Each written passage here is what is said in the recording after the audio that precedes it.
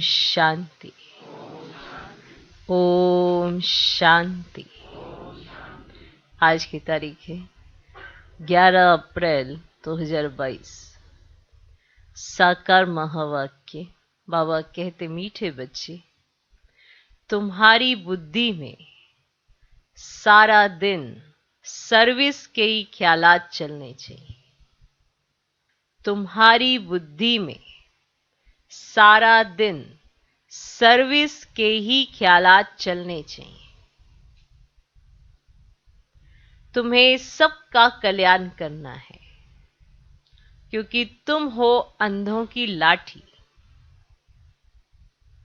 तुम्हें सबका कल्याण करना है, क्योंकि तुम हो अंधों की लाठी। बाबा कहते, मीठे बच्चे, तुम्हारी बुद्धि में सारा दिन सर्विस के ही ख्यालात चलने चाहिए। तुम्हें सबका कल्याण करना है, क्योंकि तुम हो अंधों की लाठी। आज का प्रश्न, ऊंच पद पाने के लिए मुख्य कौन सी धारणा चाहिए?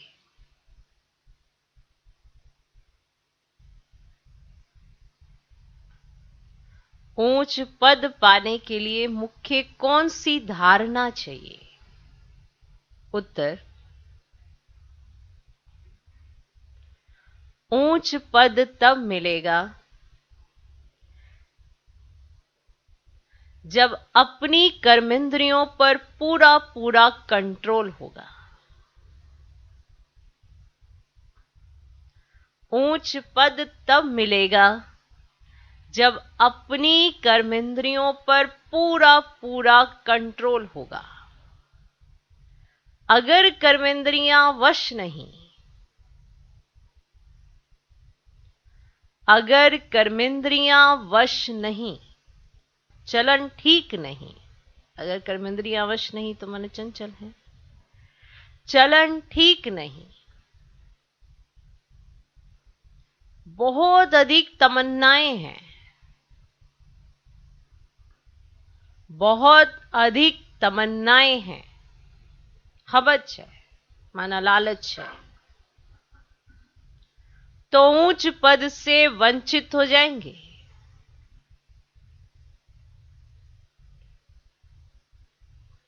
ऊंच पद पाना है तो माता पिता को पूरा फॉलो करो। ऊंच पद पाना है तो माता पिता को पूरा फॉलो करो। कर्मेंद्रिय जीत बनो, कर्मेंद्रिय जीत बनो। तो प्रश्न, ऊंच पद पाने के लिए मुख्य कौन सी धारणा चाहिए? उत्तर, ऊंच पद तब मिलेगा जब अपनी कर्मेंद्रियों पर पूरा पूरा कंट्रोल होगा। अगर कर्मेंद्रियां वश नहीं, चलन ठीक नहीं, बहुत अधिक तमन्नाएं हैं, हवच है, माना लालच है, तो ऊंच पद से वंचित हो जाएंगे। ऊंच पद पाना है तो माता पिता को पूरा फॉलो करो, कर्मेंद्रिय जीत बनो। आज का गीत है, नैनहीन को राह दिखाओ प्रभु। ओम शांति। प्रदर्शनी के लिए यह गीत बहुत अच्छा है।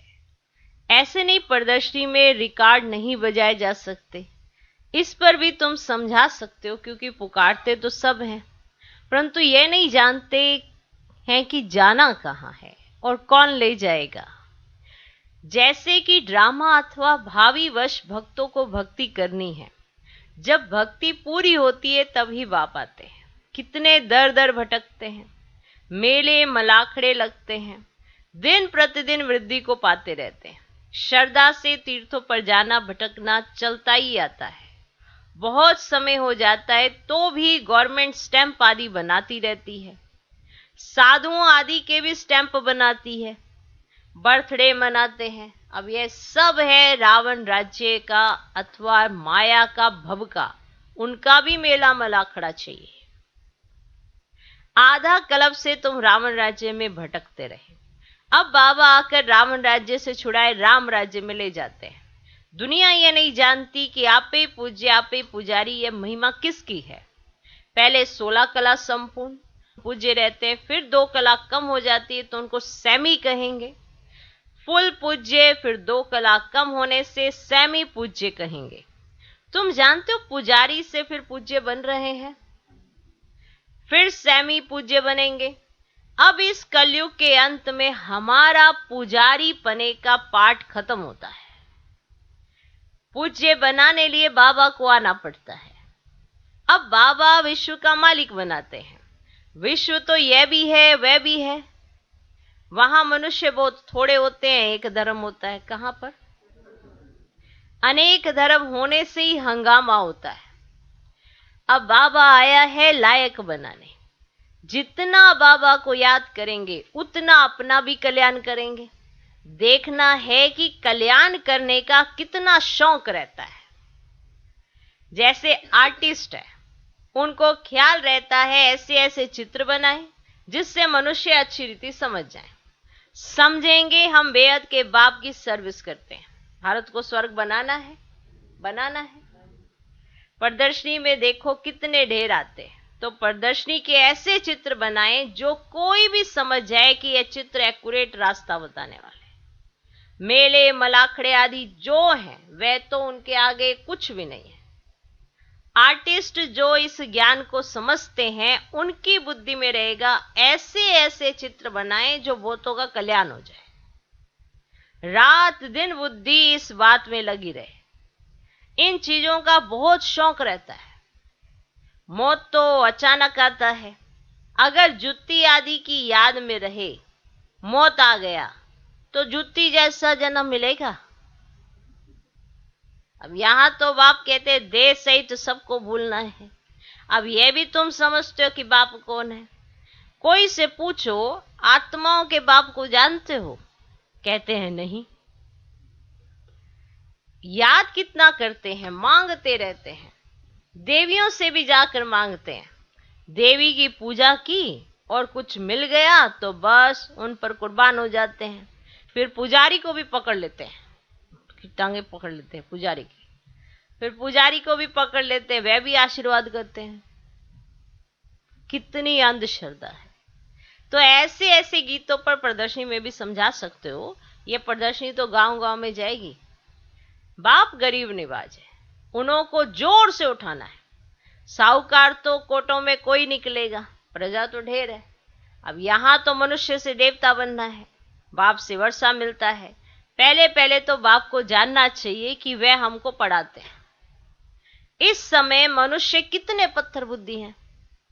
देखते भी हैं, इतने सेंटर्स पर आते हैं, सबको निश्चय है बाप टीचर सतगुरु है, ये भी समझते नहीं है। एक दूसरा गीत भी है कि इस पाप की दुनिया से कहीं दूर ले चलो, वह भी अच्छा है। यह पाप की दुनिया तो है ही। भगवान उवाच, ये आसुरी संप्रदाय है, मैं इनको दैवी संप्रदाय बनाता हूं। फिर मनुष्यों की कमेटियां आदि ये कार्य कैसे कर सकती हैं?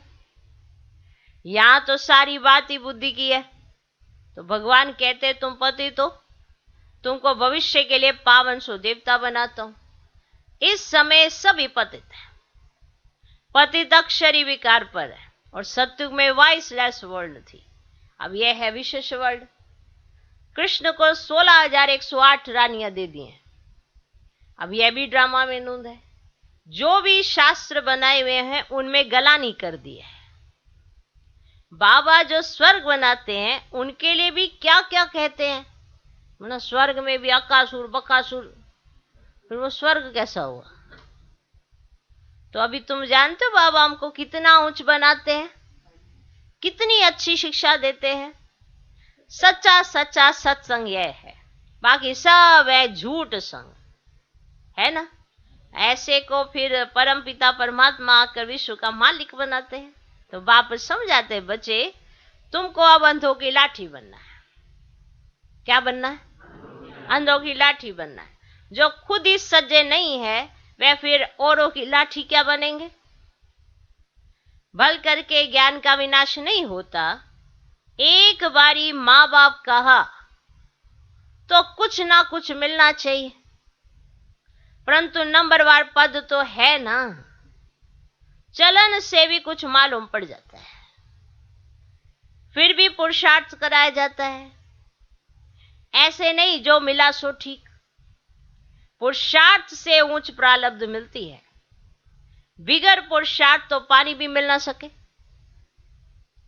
इसको कर्म क्षेत्र कहा जाता है। यहां कर्म बिगर मनुष्य रह ना सके। कर्म संन्यास अक्षर ही रोंग है। बहुत हट करते हैं, पानी पर आग पर चलना सीखते हैं, परंतु फायदा क्या मिला? मुफ्त आयु गवाते हैं। अब भक्ति की जाती है रावण के दुख से छूटने के लिए, और छूट कर फिर वापस जाना है, इसीलिए सब याद करते हैं हम मुक्ति धाम में जाएं अथवा सुख धाम में जाएं। तो दोनों ही पास्ट हो गए हैं। तो भारत सुख धाम था, अब नरक है तो नरकवासी कहेंगे ना। तुम खुद कहते हो फलाना स्वर्गवासी हुआ, अच्छा तुम तो नरक में हो ना, मतलब वो स्वर्गवासी हुआ तो तुम कहाँ रहे? तुम तो नरक में हो ना। तो हेवन के अगेंस्ट हेल है, तो बाकी वे तो है शांति धाम। बड़े बड़े लोग इतना भी समझते नहीं, अपने को आप ही सिद्ध करते कि हम हेल में हैं। बड़ी युक्ति से सिद्ध कर बताना है। ये प्रदर्शनी तो बहुत काम कर दिखाएगी। इस समय मनुष्य कितना पाप करते हैं, और स्वर्ग में तो ऐसी बात होती ही नहीं, वहां तो प्रारब्ध है। तुम फिर से अब स्वर्ग में चलते हो। तुम कहेंगे अनेक बार हम विश्व के मालिक बने हैं ना हम, फिर अब विश्व के मालिक बन रहे हो। दुनिया में किसको भी पता नहीं, तुम्हारे में भी कोई समझते हैं। अब इस खेल से तो कोई छूट नहीं सकते। मोक्ष भी मनुष्य तभी चाहते हैं जब दुखी होते हैं। बाबा तो कहते हैं अच्छी रीति पुरुषार्थ करो, माँ बाप को फॉलो कर, अच्छा पद पालो, अपनी चलन को सुधारो। बाप तो राह बताते हैं, फिर उस पर क्यों नहीं चलते हो? अब जास्ती तमन्नाएं नहीं रखनी चाहिए। यज्ञ से जो मिले सो खाना है। हवच है, माना लालच है, कर्मेंद्रियां वश में नहीं है, तो पद भी ऊंचा नहीं पा सकते। तो ऐसे ऐसे गीत प्रदर्शनी में बनाए, उस पर तुम समझा सकते हो। तब तुम हो शिव बाबा के परिवार। शिव बाबा के ऊपर तो कोई है नहीं ना, और सबके ऊपर तो कोई ना कोई निकलेंगे। 84 जन्म में दादा बाबा भी मिलते हैं, दादे भी मिलते हैं, बाबा भी मिलते हैं। अब शिव बाबा है रचता, अब नई रचना रच रहे हैं, अर्थात पुरानी को नया बनाते हैं। तुम जानते हो हम सांवरे से गोरे बनते हैं। अब स्वर्ग में श्री कृष्ण है नंबर 1, फिर लास्ट में उनका जन्म है, फिर यही पहला नंबर बनता है। तो पूरे पूरे 84 जन्म श्री कृष्ण ने लिए हैं। अब सूर्यवंशी दैवी संप्रदाय ने पूरे 84 जन्म लिए। तो बाप कहते जो श्री कृष्ण पहला नंबर था, उनके अंतिम जन्म में प्रवेश कर फिर उनको श्री कृष्ण बनाता हूं। समझा? अच्छा, मीठे मीठे सिकिल दे बच्चों प्रति माता पिता बाप दादा का याद प्यार और गुड मॉर्निंग। रूहानी बाप की रूहानी बच्चों को नमस्ते। हम रूहानी बच्चों की भी रूहानी बाप को नमस्ते नमस्ते नमस्ते। Good morning good morning good morning. धारणा के लिए मुख्य सर पहला पॉइंट, कोई भी विनाशी तमन्नाएं नहीं रखनी है। कोई भी विनाशी तमन्नाएं नहीं रखनी है। अपना और सर्व का कल्याण करना है। कोई भी विनाशी तमन्नाएं नहीं रखनी है, अपना और सर्व का कल्याण करना है। दूसरा पॉइंट, देह सहित सब कुछ भूल वापस घर चलना है। देह सहित सब कुछ भूल वापस घर चलना है। इसीलिए चेक करना है कि बुद्धि कहीं पर भी अटकी हुई ना हो। देह से सब कुछ भूल वापस घर चलना है, इसलिए चेक करना है कि बुद्धि कहीं पर भी अटकी हुई ना हो। आज का वरदान, नेचुरल अटेंशन को अपनी नेचर बनाने वाले, माना आदत बनाने वाले स्मृति स्वरूप भव। नेचुरल अटेंशन को अपनी नेचर माना आदत बनाने वाले स्मृति स्वरूप भव। सेना में जो सैनिक होते हैं वे कभी भी अलबेले नहीं रहते, सदा अटेंशन में अलर्ट रहते हैं। आप भी पांडव सेना हो, इसमें जरा भी अलबेलापन ना हो। अटेंशन एक नेचुरल विधि बन जाए। कहीं अटेंशन का भी टेंशन रखते हैं, लेकिन टेंशन की लाइफ सदा नहीं चल सकती, इसलिए नेचुरल अटेंशन अपनी नेचर बनाओ। अटेंशन रखने से स्वतः स्मृति स्वरूप बन जाएंगे, विस्मृति की आदत छूट जाएगी। आज का स्लोगन, स्वयं के स्वयं टीचर बनो तो सर्व कमजोरियां स्वतः समाप्त हो जाएंगी। स्वयं के स्वयं टीचर बनो तो सर्व कमजोरियां स्वतः समाप्त हो जाएंगी। मातेश्वरी जी के अनमोल महावाक्य। याद का ताल्लुक है ज्ञान से, और ज्ञान के बिना याद यथार्थ नहीं रह सकती। याद का ताल्लुक माना याद का संबंध है ज्ञान से, और ज्ञान के बिना याद यथार्थ नहीं रह सकती। पहले पहले मनुष्यों को अपनी सुखी जीवन बनाने के लिए कौन सी मुख्य पॉइंट्स बुद्धि में रखनी है? तो पहले तो ये मुख्य बात समझनी है कि जिस परम पिता परमात्मा की हम संतान हैं, उस बाप की याद में हर समय श्वासोश्वास उपस्थित रहे। उस अभ्यास में रहने के लिए पूर्ण रीति से कोशिश करनी है। अब श्वासोश्वास का मतलब है लगातार बुद्धि योग लगा रहे। अब जिसको निरंतर योग, अटूट और अजप अजाप याद कहा जाता है, तो यह कोई मुख से जपने वाली याद नहीं है, और ना कोई मूर्ति सामने रख उसका ध्यान करना है, परंतु यह बुद्धि योग द्वारा याद रखनी है। अब वो याद भी निरंतर तब रह सकेगी जब परमात्मा का पूरा परिचय हो, तभी ध्यान पूर्ण लग सकेगा। परंतु परमात्मा तो गीता में साफ कहते हैं, ना मैं ध्यान से ना जप से मिलता हूं, और ना मेरी सूरत को सामने रख उनका ध्यान करना है। परंतु ज्ञान योग द्वारा परमात्मा को पाना है, इसलिए पहले चाहिए ज्ञान। अब ज्ञान बिगर याद कायम रह नहीं सकेगी, क्योंकि याद का ताल्लुक है ही ज्ञान से। तो अब ज्ञान से चाहे मन से कल्पना करें व बैठकर दर्शन करें, अगर उस देखी हुई चीज का भी पहले ज्ञान होगा तभी तो योग और ध्यान ठीक लग सकेगा।